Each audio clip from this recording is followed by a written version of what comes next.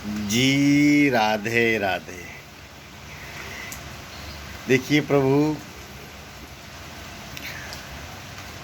30 अक्टूबर से धर्म का विजय रथ चालू हो जाएगा। आप देखेंगे कि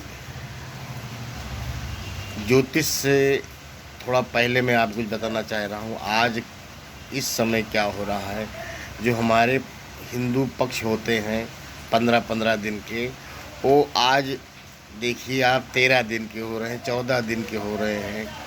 और दूसरी बात यह है, जब भी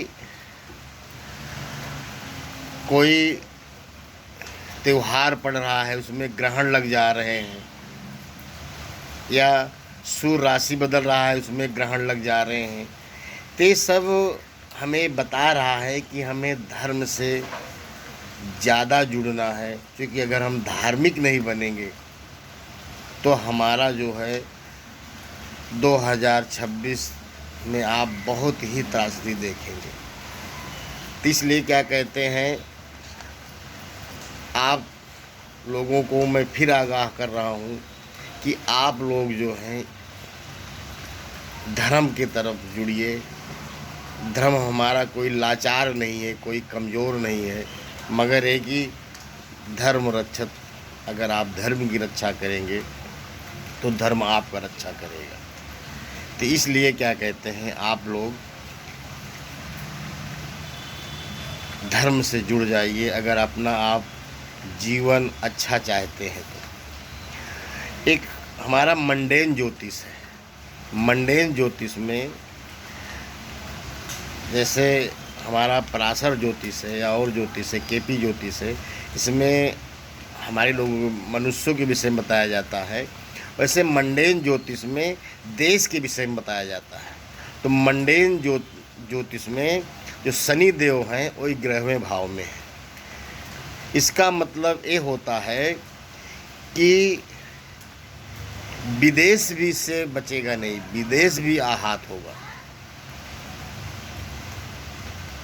आप ऐसा मत समझिए कि अमेरिका, कई देश तो प्रभु ख़त्म हो जाएंगे, आप सोचोगे नहीं। क्योंकि अभी ये सब चीज़ें आपको मजाक लग रही हैं। जैसे लोग कोरोना आया था, तो कोरोना क्या लोग कह रहे हैं कि किसी ने कर दिया है, कुछ नहीं प्रभु, ये प्रभु का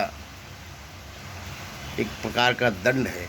क्योंकि अगर आप कुंडली की तरफ हम आपको ले जाएं, ज्योतिष तरफ, तो जब केतु सूर्य से, शनि से ऐसा कोई ट्रायंगल बनाता है तो महामारी का संकेत करता है। क्योंकि आप देखिए चंद्रमा से, सूर्य से केतु होता है, उसमें बहुत बड़ा ग्रहण लग जाता है।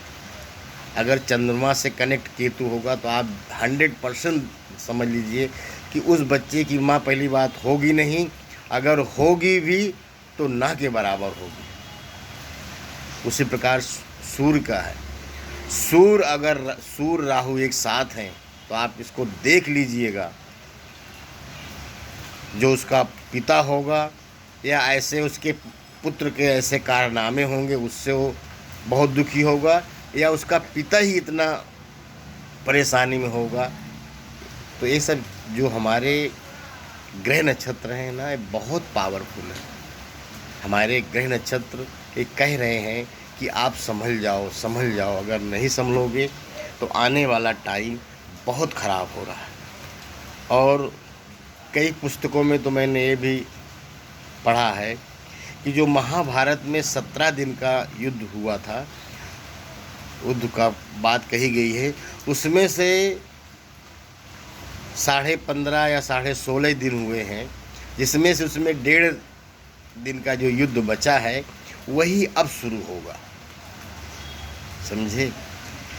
तो आप लोगों को ये सब मजाक लग रहा हो तो अलग की बात है, मगर है कि आप लोग इसको ध्यान दीजिए। जितना हो सके आप धर्म से जुड़िए। धर्म कोई ऐसा नहीं कह रहा हूँ कि आप काम धंधा छोड़ करके वही करो। आप टाइम निकालिए, जैसे कहीं पार्टी में जाना है, कहीं शादी में जाना, तो आप अपने कार्य करते हुए ही आप जो है टाइम निकालते हैं। उसी तरह सुबह और शाम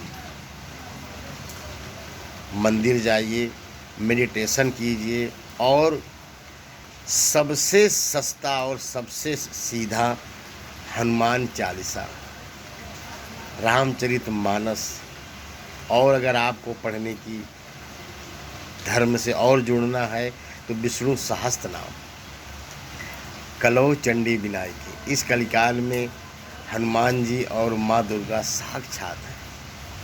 अब आप देखिए, माँ की शक्ति बहुत अपार होती है। बेटा कितना भी नालायक हो मगर माँ के लिए वही होता है। जैसे जयंत ने माँ के चरणों में चोंच मारा था मगर माँ ने बताया नहीं प्रभु श्री राम से, तो देख लिए। तो इसलिए क्या कहते हैं, शक्ति को हम अगर आराध्य करेंगे, पूजा पाठ करेंगे, तो हमारे बहुत से ऐसे काम हैं जो अच्छी तरह से हो जाएंगे।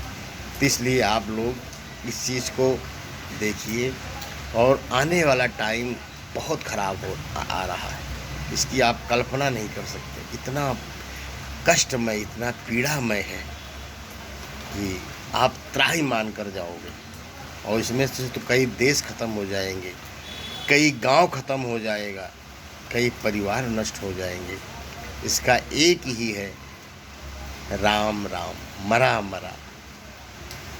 तो इसलिए मेरी आप लोगों से यही प्रार्थना है बार बार, क्योंकि प्रभु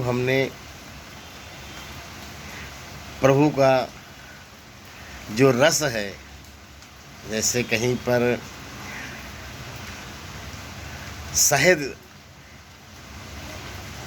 लगी हो और उसमें 2-4 बूंद टपक जाए तो कितना मधुर होता है। जो पेड़ की प्योर शहद खाया उसी को पता लगता है। तो पूरा तो नहीं प्रभु, मगर प्रभु का 1-2 बूंद हमारे जीवन में पड़ा है। इसीलिए हम चाहते हैं कि जैसा हमारा जीवन सही हो गया, सबका जीवन सही हो जाए। क्योंकि अकेला जीना कोई जीना नहीं है, दुनिया के लिए जियो। प्रभु ऐसे कई लोग हैं जो कि अपने परिवार के लिए, अपने बच्चे के लिए गलत से गलत कार्य कर डाल रहे हैं। प्रभु उनका बस वहीं तक रह जाता है। और आप देखिए, हम किसी पार्टी से नहीं हैं, हम तो सनातन धर्म के साथ हैं। आप अगर पीछे जाएं, इंदिरा गांधी जी ज्योतिष को बहुत मानती थी और उसी के कदमों के साथ चलते हुए आज नरेंद्र मोदी जी मानते हैं। और आपको नहीं पता होगा, जो सुधांशु त्रिवेदी जी हैं वो भी एक ज्योतिषी हैं। और प्रेजेंट टाइम में जो एक बहुत 2 पद के बाद जो तीसरा नंबर आता है, उनके वो ज्योतिषी सलाहकार हैं। नाम नहीं ले सकते क्योंकि हर चीज़ एक गोपनीयता के दायरे में हो तो अच्छी बात है। और आप अमेरिका में जाके देखिए, इसका बहुत प्रचलन है। और हमारे जैसे महाभारत में भीष्म पितामह थे, उसी तरह से हमारे ज्योतिष के भीष्म पितामह के राय साहब हैं। इन्होंने ज्योतिष को बहुत लड़ाई लड़ी, सुप्रीम कोर्ट तक गए, तब आज हम कुछ बोल सकते हैं ज्योतिष के विषय में। नहीं तो इसको लोग पहले अंधविश्वास मानते हैं। और विदेशों में तो बहुत इसका प्रचलन है, क्योंकि देखिए ज्योतिष में तो रिसर्च होता है, इसमें बहुत पैसा लगता है, लोग पैसा देना नहीं चाहते सॉरी। तो इसलिए आप लोग उधर ना जा कर के इतने कीजिए, आप धर्म कीजिए। जो भी कार्य कर रहे हैं आप निष्ठावान कीजिए। आप ये मत सोचिए कि हम क्या कहते हैं कैसे बच्चे पालेंगे, सब परमात्मा पालेगा। आप देखो, जो बड़े बड़े बिजनेसमैन हैं, पहले आप इनका नाम सुने थे मगर इन्होंने लगे रहे।